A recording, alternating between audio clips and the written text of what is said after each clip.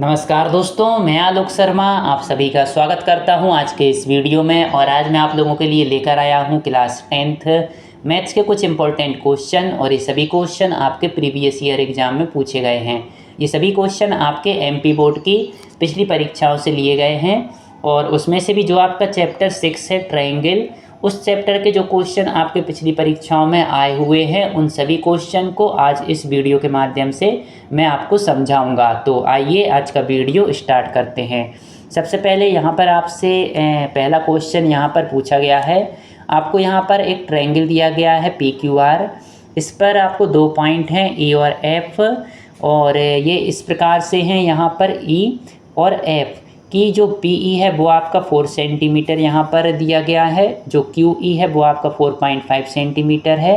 PF आपका 8 centimetre है। और जो RF है वो आपका 9 सेंटीमीटर यहाँ पर है। तो आपको चेक करना है कि जो EF है वो पैरेलल है QR के या नहीं है पैरेलल। तो इसको आप कैसे करेंगे? इसको हम जो हमारी बेसिक प्रोपोर्शनलिटी थ्योरम होती है उसका कन्वर्स जो होता है उसकी सहायता से इसको हम यहाँ पर प्रूव करेंगे। तो उसमें क्या होता है कि यदि ये दोनों रेशियो PE और यहाँ पर QE का रेशियो और यहाँ पे PF और RF का रेशियो, यदि ये दोनों रेशियो बराबर आ जाते हैं तो बेसिक प्रोपोर्शनलिटी थ्योरम का जो कन्वर्स है उसकी सहायता से हम कह देते हैं कि जो EF लाइन है वो पैरेलल होती है QR के। तो बस यहाँ पर हमने लिख दिया है कि जो E और F 2 पॉइंट हैं वो आपके PQ और PR पर इस प्रकार से हैं कि आपको PE इक्वल यहाँ पर 4 सेंटीमीटर है, QE आपका 4.5 सेंटीमीटर है, PF आपका 8 सेंटीमीटर है और RF आपका 9 सेंटीमीटर यहाँ पर है।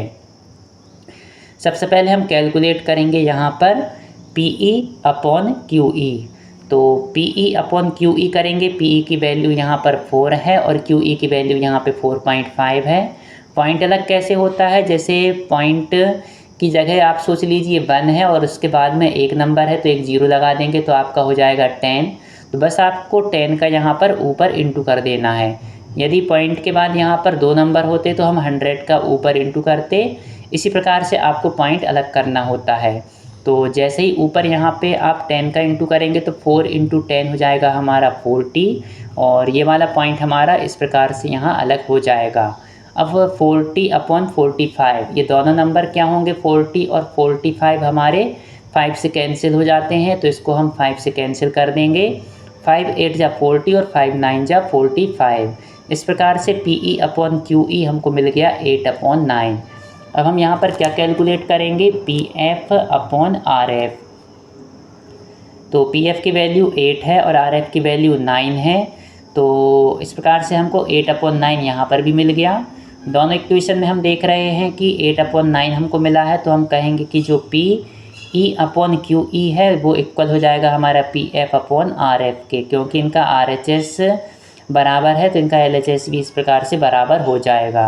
और जब आपको ये मिल गया है तो आप बेसिक प्रोपोर्शनलिटी थ्योरम का जो कन्वर्स है उसकी सहायता से कह सकते हैं कि यदि कोई भी लाइन 2 साइड को इस प्रकार से यहाँ पे इंटरसेक्ट करती है, इस प्रकार से मिलती है ट्रायंगल के, और उसको सेम रेशियो में डिवाइड करती है दोनों साइड को, तो वो लाइन हमेशा आपकी इस तीसरी साइड के हमेशा पैरेलल होती है। ये है हमारी converse of the basic proportionality theorem. इसकी हेल्प से हम कह देंगे कि जो EF है हमारा पैरेलल हो जाएगा यहाँ पर QR के। ये हमारा प्रूव हो गया। फर्स्ट क्वेश्चन यहाँ पर हमारा सॉल्व हो गया है। और आंसर लिख देंगे कि yes, EF is parallel to QR। अब यहाँ पर हम सेकंड क्वेश्चन को सॉल्व करेंगे। तो यहाँ पे आपको एक डायग्राम दिया गया है और इसमें कहा गया है कि यदि PQ पैरेलल है RS के। जो PQ आप देख रहे हैं ये वाली लाइन यहाँ पर पैरेलल दी है यहाँ पर RS के। तो आपको प्रूव करना है कि जो POQ है, POQ ये वाला ट्रायंगल, और SOR ये वाला ट्रायंगल, ये दोनों ट्रायंगल आपको प्रूव करना है कि ये सिमिलर हैं या नहीं हैं। तो सिमिलर के लिए आप क्या करेंगे? यहाँ पे सबसे पहले हम लिख देंगे जो हमको क्वेश्चन में दिया है, PQ यहाँ पर पैरेलल दिया है RS के। और ये जो 2 ट्रायंगल हमने देखे हैं इनमें आप देख सकते हैं यहाँ पर कि जो QPO है, QPO और SRO और यहाँ पे RSO, अभी ये वाला देख रहे हैं तो QPO और यहाँ पर RSO, तो ये हमारे कौन से हैं, अल्टरनेट एंगल हैं। ये आप देख रहे हैं जो अल्टरनेट एंगल हैं। इस प्रकार से जेड जैसा शेप आप कहीं पर देखते हैं तो वहाँ पर आपका अल्टरनेट एंगल होते हैं। और दो पैरेलल लाइन के बीच में इस प्रकार से आपको अल्टरनेट एंगल दिख रहे हैं तो ये हमेशा बराबर होते हैं, तो इसलिए इनको हमने बराबर लिख दिया और रीजन लिख दिया है कि ये अल्टरनेट एंगल हैं। इसी प्रकार से यहाँ पर आप देखेंगे, इस प्रकार से यहाँ पर भी एक जेड जैसा बनता हुआ आपको दिख रहा है, तो यहाँ पर भी क्या होगा, PQO और यहाँ पर ये वाला हो जाएगा SRO। तो ये वाला एंगल और ये वाला एंगल भी यहाँ पे बराबर हो जाएंगे। इसी प्रकार से इसको यहाँ लिख दिया है।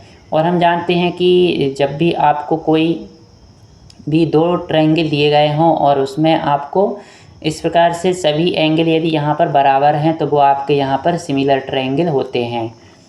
और यदि दो एंगल भी बराबर होते तो भी आपका सिमिलर आपके ट्रायंगल हो जाते। और यहाँ पर आप देखेंगे कि ये वाला भी बराबर है, यहाँ पर POQ और यहाँ पर SOR, इस तरफ का O और इस तरफ का O, ये दोनों बराबर हैं क्योंकि ये आपके वर्टिकल अपोजिट एंगल हैं। तो यहाँ पर आप देख रहे हैं तीनों एंगल एक ट्रायंगल के बराबर हैं, एक दूसरे ट्रायंगल के तीनों एंगल के। तो AAA सिमिलरिटी क्राइटेरिया से हम कह सकते हैं कि ये जो दोनों ट्रायंगल हमको मिले हैं, ये दोनों ट्रायंगल हमारे यहाँ पर सिमिलर हैं। ये हमारा प्रूव हो गया।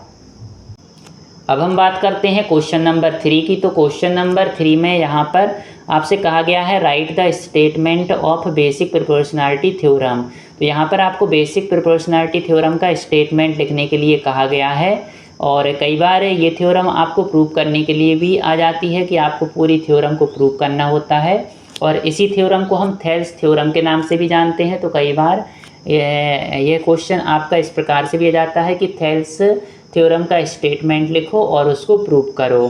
तो इसके लिए आपको उसका स्टेटमेंट भी याद होना चाहिए और आपको प्रूव करते भी वो बनना चाहिए। तो सबसे पहले इसका डायग्राम यहाँ पर ये दिया गया है और इसका स्टेटमेंट आपको यहाँ पर अच्छे से याद कर लेना है। स्टेटमेंट में ये कहा गया है कि यदि कोई लाइन है, यदि आप ट्रायंगल की किसी एक साइड के पैरेलल कोई एक लाइन ड्रा करते हैं, जैसे यहाँ पर ABC ट्रायंगल दिया है, तो इसकी जो BC साइड है इसके पैरेलल में यहाँ पर हमने एक लाइन ड्रा कर दी है DE। तो DE पैरेलल हो गई है BC के।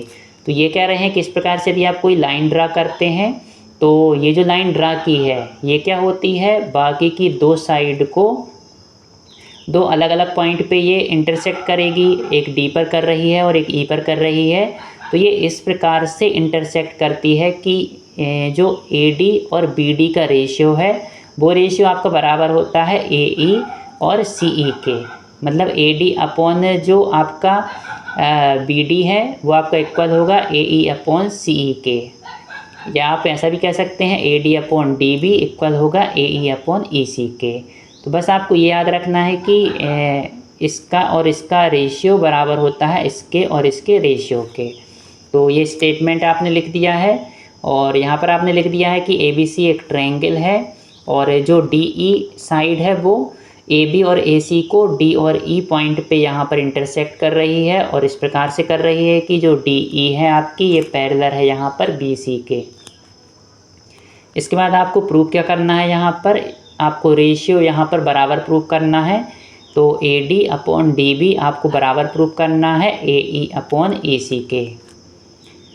तो सबसे पहले यहाँ पर आपको कंस्ट्रक्शन भी थोड़ा सा करना है। यहाँ पर कंस्ट्रक्शन आपको इस प्रकार से करना है कि E पॉइंट से आपको यहाँ पर AB पर एक परपेंडिकुलर ड्रा करना है। EN आपने परपेंडिकुलर ड्रा किया है यहाँ पर AB पर, तो EN परपेंडिकुलर यहाँ पर है AB के।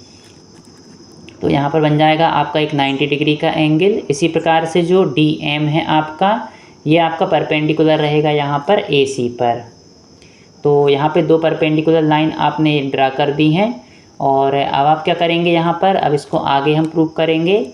तो इसके लिए आपको इस प्रकार से प्रूव करना है। सबसे पहले आप लिखेंगे area of triangle ADE upon area of triangle BDE। ये जो ADE ट्रायंगल का आप देख रहे हैं इसका एरिया, इसके एरिया में आप डिवाइड करेंगे ये जो BDE ट्रायंगल दिख रहा है इसके एरिया से, तो इसके एरिया में डिवाइड करेंगे इसके एरिया से, और आगे आप अभी सॉल्व करेंगे तो फिर हम करेंगे इसके एरिया में ये जो DEC है इसके एरिया को डिवाइड करेंगे, बाद में दोनों को बराबर प्रूव कर देंगे। इस प्रकार से ये थ्योरम आपकी प्रूव होगी। तो सबसे पहले तो हम यही कर रहे हैं कि जो ADE का एरिया है इसको डिवाइड किया यहाँ पे BDE के एरिया से। तो ट्रायंगल के एरिया का फॉर्मूला होता है 1/2 इंटू बेस इंटू हाइट। तो बेस क्या होता है, ट्रायंगल की जो 3 साइड होती हैं उसमें से आप कोई भी एक बेस ले सकते हैं, और उस बेस पर जो परपेंडिकुलर लाइन ड्रा होगी सामने वाले पॉइंट से वो लाइन होती है हमारी हाइट। तो ADE में आप देख सकते हैं यहाँ पर बेस आप ले लेंगे AD, और इस पर परपेंडिकुलर लाइन कौन सी है EN। तो यहाँ पर हमने लिख दिया है 1/2 इंटू AD हो गया बेस और हाइट हो गई EN। इसी प्रकार से BDE का एरिया देखेंगे तो BDE का एरिया ये है, तो BDE में आप बेस ले लेंगे यहाँ पे BD या DB। तो यहाँ पर हमने लिख दिया है DB, यहाँ पर ये बेस है, और इस पर आपको कोई परपेंडिकुलर लाइन दिख रही है तो इसको यदि आप आगे बढ़ाएंगे इस प्रकार से तब आप देखेंगे कि इस लाइन पर ये EN यहाँ पे परपेंडिकुलर है। तो जो BD है उसके लिए परपेंडिकुलर कौन सी होगी, यहाँ पर EN। इसमें आपको कंफ्यूज नहीं होना है कि ये BD के बाहर है EN, क्योंकि इसमें हम क्या करते हैं BD से इस पॉइंट की डिस्टेंस को मेजर करते हैं, और डिस्टेंस हमेशा परपेंडिकुलर आपको मेजर करना होती है। तो इस प्रकार से यदि कोई ट्रायंगल दिया होता है, यहाँ से यदि इस पर आप कहीं भी ड्रा करेंगे तो कोई भी लाइन 90 डिग्री का एंगल यहाँ पर नहीं बनाएगी। तो इस कंडीशन में इसको इस प्रकार से एक्सटेंड करके हम यहाँ से एक 90 डिग्री का यहाँ पे ड्रा करना होता है। तो ये हो जाएगा हमारा EN, यहाँ पर हो जाएगी हाइट। अब यहाँ पर आप क्या करेंगे, तो आप देखेंगे 1/2 से 1/2 कैंसिल हो जाएगा और EN से EN कैंसिल हो जाएगा। तो यहाँ पे बचेगा हमारा AD और DB। तो AD/DB हमको मिल गया है ADE और BDE के एरिया का रेशियो। इसी प्रकार से मैंने आपको बताया था कि अब हम क्या करेंगे, ADE के एरिया को डिवाइड करेंगे यहाँ पे DEC के एरिया से। तो ADE का एरिया के लिए अब हम यहाँ पर बेस ले लेंगे AE, और AE पर परपेंडिकुलर लाइन कौन सी है, DM। ये हो जाएगा हमारा बेस हो गया AE और हाइट हो गई यहाँ पर DM। इसी प्रकार से नीचे DEC है, DEC में आप बेस ले लेंगे यहाँ पर EC, और इसको एक्सटेंड करोगे तो आप देख रहे हो यहाँ पे 90 डिग्री का एंगल बना रही है DM। ये हो जाएगी इसके लिए हाइट DM। यहाँ पर भी 1/2 से 1/2 कैंसिल हो जाएगा और DM से DM कैंसिल हो जाएगा, तो आपके पास बचेगा AE/EC। तो ये दो ट्रायंगल के एरिया का रेशियो आ गया AE/EC। आपको प्रूव क्या करना है, AD/DB इक्वल आपको प्रूव करना है AE/EC। तो यदि ये जो ट्रायंगल के एरिया का रेशियो है ये यदि बराबर प्रूव हो जाए तो ये भी हमारे बराबर प्रूव हो जाएंगे। तो इन दोनों में आप देख सकते हैं ऊपर तो ADE दोनों में बराबर दिया है। अब यदि नीचे भी हमको बराबर यहाँ पर एरिया मिल जाए, मतलब BDE और DEC का एरिया यदि आप बराबर प्रूव कर दें तो ये जो LHS है आपका बराबर प्रूव हो जाएगा। तो हम देखते हैं BDE और DEC कहाँ पर है। तो BDE आप ये देख रहे हैं और DEC आप ये देख रहे हैं। तो दोनों ट्रायंगल में आप देख रहे हैं कि DE यहाँ पर कॉमन लाइन आपको दिख रही है। तो हम कह सकते हैं कि दोनों ट्रायंगल यहाँ पर एक कॉमन बेस पर हैं DE पर, और कॉमन बेस पर हैं, और DE के पैरेलल यहाँ पे BC दी है। तो ये जो दोनों आपको ट्रायंगल दिख रहे हैं BDE और DEC, ये आपके सेम बेस और दो पैरेलल लाइन के बीच में हैं। तो इस प्रकार के जो ट्रायंगल रहते हैं इनका एरिया हमेशा बराबर होता है। ये हमने यहाँ पर लिख भी दिया है कि जो BDE और DEC हैं ये आपके सेम बेस DE पर हैं और दो पैरेलल लाइन के बीच में है BC और DE के। तो हम कह सकते हैं कि इन दोनों का एरिया यहाँ पर बराबर होगा, और एरिया बराबर होगा तो ये जो इक्वेशन 1 है और इक्वेशन 2 है इनका LHS यहाँ बराबर हो जाएगा। LHS बराबर है तो RHS भी बराबर हो जाएगा। और यही हमको यहाँ पर प्रूव करना था कि जो 2 पॉइंट हैं D और E, ये आपके AB और AC को बराबर रेशियो में डिवाइड कर रहे हैं। AD अपॉन यहाँ पर DB और AE अपॉन यहाँ पर EC। ये आपका प्रूव हो गया। अब हम बात करते हैं क्वेश्चन नंबर 4 की। तो क्वेश्चन नंबर 4 में आप देख सकते हैं आपको एक ट्रायंगल ABC दिया गया है और DE पैरेलल BC आपको दी गई है। तो DE जो लाइन है BC के पैरेलल है। यहाँ पर आपको EC की वैल्यू यहाँ पर फाइंड करना है और आपको यहाँ पे दिया गया है AE यहाँ दिया है 1 सेंटीमीटर, AD दिया है 1.5 सेंटीमीटर और यहाँ पर आपको DB दिया है 3 सेंटीमीटर। जो अभी हमने थ्योरम पढ़ी थी यहाँ पर बेसिक प्रोपोर्शनलिटी थ्योरम, उसमें क्या था कि यदि ये लाइन इसके पैरेलल आपको दी होती है तो इनके रेशियो हमेशा बराबर होते हैं। तो बस आपको उसी थ्योरम का यहाँ पर यूज करना है। तो सबसे पहले तो गिवन लिख लिया, जो क्वेश्चन में दिया था हमने वो लिख लिया और यहाँ पर ये लिख लिया कि EC हमको फाइंड करना है। और यहाँ से अब हम लिख रहे हैं कि बेसिक प्रोपोर्शनलिटी थ्योरम की हेल्प से हम कह सकते हैं कि जो AD अपॉन DB है वो हमारा इक्वल होगा AE अपॉन EC के। AD की वैल्यू यहाँ पर है 1.5, DB की वैल्यू है 3, AE की वैल्यू है 1 और EC की वैल्यू हमें यहाँ पे फाइंड करना है। तो इस सभी की वैल्यू यहाँ पर हमने रख दी।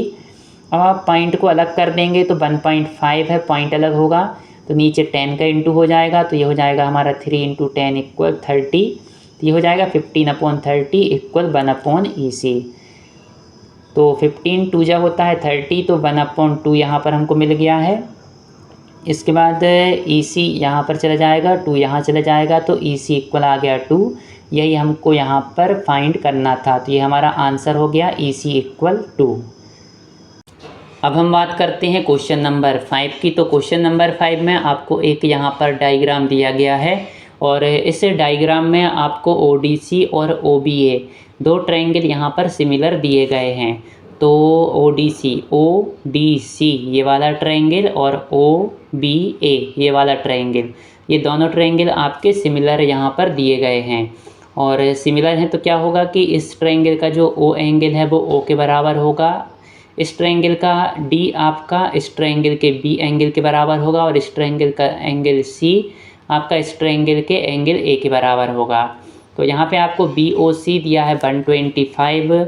तो BOC ये वाला जो बाहर आपको दिख रहा है ये वाला एंगल आपको यहाँ पर 125 दिया गया है। इसके बाद CDO आपको दिया गया है 70 डिग्री, ये देख सकते हैं आप CDO आपका 70 डिग्री। और आपको OAB यहाँ पर निकालना है, तो OAB आपको यहाँ पर निकालना है। तो इस ट्रायंगल का ये वाला जो A एंगल है OBA का, तो आप देख सकते हैं OBA का A एंगल किसके बराबर होगा, ODC के C के बराबर। क्योंकि जिस सीक्वेंस में यहाँ पर ये जो एंगल दिए गए हैं वो तीनों एंगल बराबर होंगे इस ट्रायंगल के इसी सीक्वेंस में, क्योंकि ये सिमिलर हैं। O के बराबर होगा, D B के बराबर, C यहाँ A के बराबर होगा। तो यदि आपको ये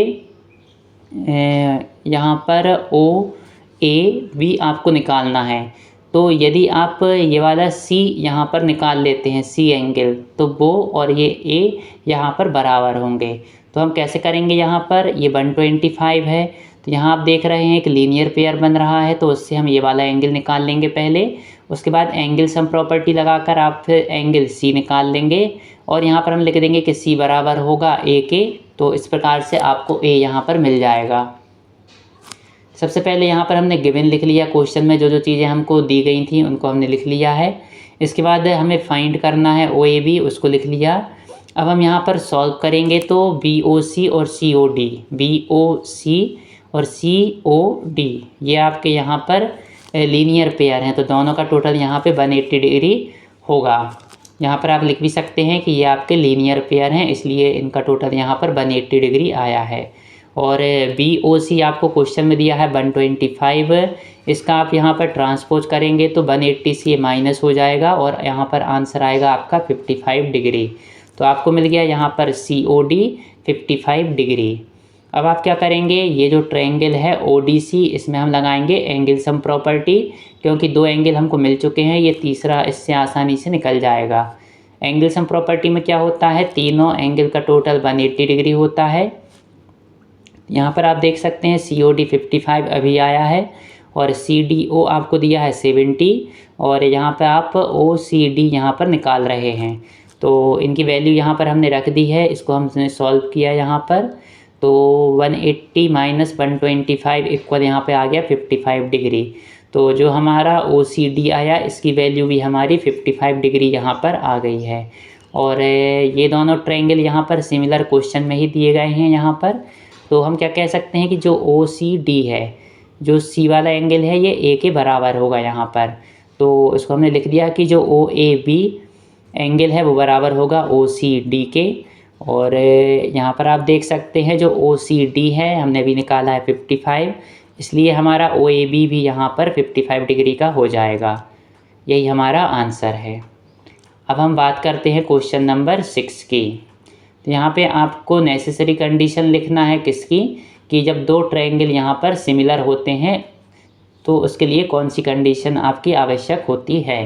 तो यहाँ पर दिया गया है कि दो ट्रायंगल सिमिलर होते हैं यदि उनके जो करस्पॉन्डिंग एंगल हैं वो इक्वल दिए हों और उनके जो करस्पॉन्डिंग साइड हैं वो सेम रेशियो में हो, सेम प्रोपोर्शन में हों, तो वो दोनों ट्रायंगल आपके सिमिलर होते हैं।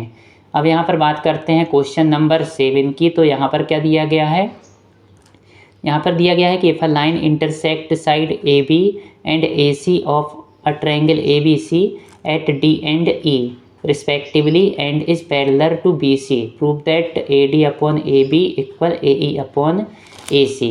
तो आपको दिया गया है कि यहाँ पर जो AB है और जो AC है इसको एक लाइन यहाँ पर D और E पर यहाँ पर इंटरसेक्ट कर रही है और ये वाली लाइन आपकी पैरेलल है BC के। तो आपको प्रूव करना है AD अपॉन AB और AE अपॉन AC।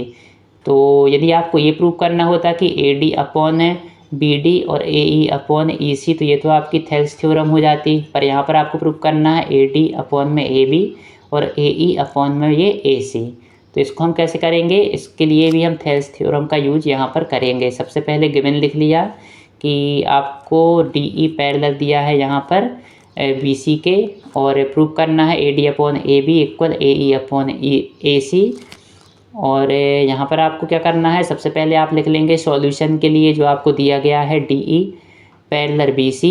और जब ये लाइन इसके पैरेलल होती है तो Thales theorem, basic proportionality theorem, इसकी सहायता से हम कह सकते हैं कि AD अपॉन यहाँ पर DB हो जाएगा इक्वल होगा AE अपॉन यहाँ पर EC के। ये आपका यहाँ पर बेसिक प्रोपोर्शनैलिटी थ्योरम से आ गया है। और इसी को क्या है हम यहाँ पर इसका रेसिप्रोकल करके भी लिख सकते हैं, इसको उल्टा करके, जैसे AD अपॉन DB यदि AE अपॉन EC के इक्वल है तो हम कह सकते हैं DB अपॉन AD इक्वल होगी EC अपॉन AE के। तो उसी को हमने इस प्रकार से यहाँ पर लिख लिया है। अब हम क्या करेंगे, दोनों साइड प्लस बंद कर देंगे। दोनों साइड जब आप प्लस बंद करेंगे तो इस प्रकार से आ जाएगा आपका, और इसका एलसीएम लेंगे तो ये क्या हो जाएगा DB प्लस AD अपॉन में AB। और इसी प्रकार से यहाँ पे EC प्लस AE अपॉन में AE हो जाएगा। इसको आप एलसीएम लेकर आसानी से सॉल्व कर सकते हैं, ये आपको मिल जाएगा। अब DB प्लस AD मिल के क्या बन रहा है, पूरा AB, तो इसको हम लिख देंगे AB। और ऐसे ही यहाँ पर आप देख सकते हैं EC प्लस AE मिल के बन रहा है यहाँ पर AC। और हमको प्रूफ क्या करना है यहाँ पे AD अपॉन AB और बराबर AE अपॉन AC। तो AD अपॉन AB आप देख सकते हैं, इसको यदि हम यहाँ पर उल्टा कर दें, AB अपॉन AD को AD अपॉन AB लिख दें तो ये किसके बराबर होगा, AE अपॉन AC के। यहाँ AC अपॉन AE है, इसको भी हम इन दोनों का रेसिप्रोकल ऐसा लिख सकते हैं। तो AB अपॉन AD को यहाँ लिख दिया AD अपॉन AB बराबर होगा AC अपॉन AE के, उल्टा करके यहाँ लिख दिया AE अपॉन AC के। तो बस ये आपको प्रूव करना था, आपका यहाँ पर प्रूव हो गया है। अब हम बात करते हैं क्वेश्चन नंबर 8 की। तो यहाँ पर दिया गया है कि जो E और F हैं ये दो पॉइंट आपके PQ और PR पर इस प्रकार से यहाँ पर दिए गए हैं। और यहाँ पर आपको क्या करना है, अब यहाँ पे आपको बताना है कि EF पैरेलल है QR के। जो EF है QR के पैरेलल है या नहीं है, ये आपको यहाँ पर चेक करना है। और आपको ये साइड दी हैं PE equal 3.9, EQ equal 3 centimetre, PF equal 3.6 और FR इक्वल 2.4 सेंटीमीटर। तो ये लाइन इसके पैरेलल कब होगी? तो इसके लिए सबसे पहले यहाँ पर जो चीज़ हमें दी थी वो हमने यहाँ पर लिख दी हैं। और यहाँ पे सबसे पहले हम कैलकुलेट करेंगे इन दोनों का रेशियो। इन दोनों का रेशियो करेंगे तो PE अपॉन में EQ यहाँ पर हमने निकाल लिया। PE है 3.9, EQ है 3, इनकी वैल्यू रख दी। और इसको सॉल्व करेंगे तो यहाँ पे 3.9 3 से कैंसिल हो जाएगा तो 1.3 आएगा। इसी प्रकार से अब हम कैलकुलेट करेंगे PF अपॉन में FR, तो 3.6 अपॉन में 2.4 यहाँ पर आ जाएगा। तो पॉइंट अलग करेंगे तो इसका पॉइंट अलग होगा तो नीचे 0 हो जाएगा, और नीचे वाले का पॉइंट अलग होगा तो ऊपर 0 हो जाएगा। इनको हम कैंसिल कर देंगे तो यहाँ पर क्या आ जाएगा हमारा 3/2। 0 से 0 कैंसिल हो गया, और 12 से 36 3 बार हो गया, और 24 यहाँ पे 2 बार हो गया। तो PF अपॉन FR हमको मिल गया 3/2। और इसको और आप सॉल्व करेंगे यहाँ पर तो कितना जाएगा, यहाँ पर 3/2 आप सॉल्व करेंगे तो 1.5 यहाँ पर आ जाएगा। और इक्वेशन 1 और इक्वेशन 2 से हम देख सकते हैं कि जो PE अपॉन EQ था ये 1.3 था, और PF अपॉन FR 1.5 आया। तो यहाँ पर ये बराबर नहीं है, तो इसको हमने लिख दिया नॉट इक्वल। और यदि नॉट इक्वल है तो जो बेसिक प्रोपोर्शनलिटी थ्योरम है उसके कन्वर्स से हम कह सकते हैं कि जो EF है ये पैरेलल नहीं होगा QR के। यदि ये बराबर आ जाता तो EF हमारा पैरेलल हो जाता QR के। ये बेसिक प्रोपोर्शनलिटी थ्योरम के कन्वर्स की सहायता से हम कह सकते हैं। तो यही हमारा आंसर है कि no EF is not parallel to QR। अब हम बात करते हैं क्वेश्चन नंबर 9 की। तो यहाँ पर आपको डायग्राम में दिया गया है कि जो PS अपॉन SQ बराबर है यहाँ पे PT अपॉन TR के, और PST और PRQ बराबर दिए हैं। तो PST ये साइन यहाँ बना दिया है, ये बराबर दिया है आपका किसके, PRQ के। PRQ के ये वाला एंगल इस एंगल के बराबर है। तो यहाँ पर आपको क्या प्रूव करना है कि जो ट्रायंगल PQR है यह आपका आइसोसेल्स ट्रायंगल है या नहीं है। तो आइसोसेल्स ट्रायंगल क्या होता है, जिसकी दो साइड आपकी बराबर होती हैं, वो आपका आइसोसेल्स ट्रायंगल यहाँ पर होता है। सबसे पहले गिवन लिख लिया, और इसके बाद टू प्रूव लिख लिया जो हमें प्रूव करना है। अब यहाँ पर हम इसको सॉल्व कर रहे हैं। सॉल्व के लिए सबसे पहले जो दिया था हमने वो लिख लिया कि PST बराबर PRQ दिया है, और ये रेशियो हमें बराबर दिया है यहाँ पर ये PS अपॉन SQ बराबर है PT अपॉन TR के। तो हम क्या कह सकते हैं, यदि रेशियो बराबर दिया है तो जो ST है और QR है यहाँ पर ये आपकी पैरेलल लाइन हो जाएंगी। बेसिक प्रोपोर्शनलिटी थ्योरम के कन्वर्स की सहायता से हम कह सकते हैं। और यदि पैरेलल है तो क्या होता है, पैरेलल यदि इस प्रकार से दो लाइन होती हैं तो उसमें जो इस प्रकार के एंगल होते हैं ये PST, और यहाँ पे आप देख सकते हैं आपको ये Q वाला जो दिख रहा है यहाँ पर PQR, तो ये वाले एंगल आपस में बराबर हो जाएंगे, क्योंकि ये पैरेलल लाइन के कारण ये आपके करस्पॉन्डिंग एंगल इसके बराबर होते हैं। तो इनको हमने लिख दिया है कि PST बराबर होगा PQR के। और आपको अभी यहाँ पर क्या दिया गया था कि जो PST है वो PRQ के बराबर है, ये इस R के बराबर दिया था। तो ये यदि इसके बराबर है और ये यदि इसके भी बराबर है तो हम कह सकते हैं कि ये तीनों आपस में बराबर हैं। तो इक्वेशन 1 और 2 से यदि तीनों बराबर हो गए तो हम ये भी कह सकते हैं कि ये इसके बराबर है, PQR बराबर हो गया PRQ के। और यदि ये दोनों एंगल हमारे बराबर हैं तो एक थ्योरम होती है कि दो बराबर एंगल यदि होते हैं तो उनके सामने की साइड यहाँ पे बराबर होती हैं। Q के सामने आप देख सकते हैं PR है, और R के सामने आप देख सकते हैं PQ है। तो PR बराबर हो जाएगा यहाँ पर PQ के, क्योंकि जो अपोजिट साइड होती हैं इक्वल एंगल के हमेशा इक्वल होती हैं। इसका रीज़न भी हमने लिख दिया है। और ये दो साइड यदि बराबर हैं किसी ट्रायंगल की तो ये हो जाएगा हमारा आइसोसेल्स ट्रायंगल, और यही हमको यहाँ पर प्रूव करना था। आपको मेरा वीडियो पसंद आया हो तो इसको लाइक अवश्य करें, और यदि आपने अभी तक मेरे चैनल को सब्सक्राइब नहीं किया है तो मेरे चैनल को सब्सक्राइब अवश्य करें। आपने मेरे वीडियो को देखा इसके लिए बहुत बहुत धन्यवाद। Thank you.